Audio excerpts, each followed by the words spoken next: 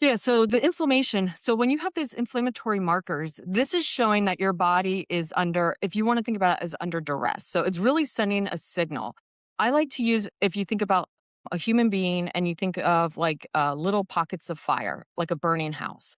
And what happens a lot in regular conventional medicine is that they will give you a pill for the symptom, but the fire is still burning inside. So if we think about that cellular level, those mitochondria, or little powerhouses in there, are having problems. They can't generate the ATP that is our energy source that's put out to us. So when we are in those inflammatory stages, our body is really sending us a signal like, I need help. We've got to stop this. There's really big problems. So, like you said, when you were at that 8.9, your body was saying, I'm on fire. We've got to put this out because the cells themselves cannot generate and they're malfunctioning because there's an issue. There's either a nutrient deficiency or there might be, in some cases, for some people, it could be a pathogen or something coming in. And so it's really up to us to dig down. And that's why I love functional medicine. It's looking at that root cause to say, okay, so these are the symptoms.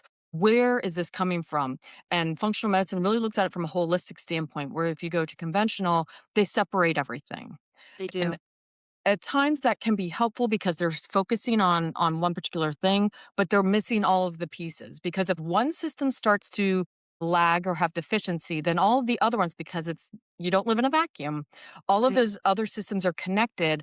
And so if you have inflammation in one area, it's going to start catching fire in other areas. And that's why I like to just think about it as like that burning house, is that you want to put that fire out, and when you go down to that cellular level, that's where you have to start paying attention. It's like, okay, so what are my cells missing? What do they need? Yeah, that's a great explanation, Jen, for that. Absolutely. And the other thing you said, and reminded me of me when I was a little girl. My famous line was, "I'm a good girl for the sugar," because my parents always tried to, like, limit sugar, so they Yeah. and my dad was a general and vascular surgeon, and I have to say, he was in private practice, which is unheard of today. Now they're all like corporate cogs in a machine.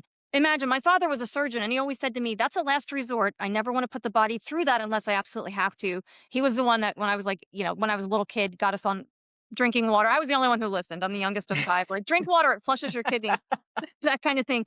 But let's talk about sugar because I don't Hmm. think people really understand how damaging it is. And look, I'll admit it. I love sugar, right? Hmm.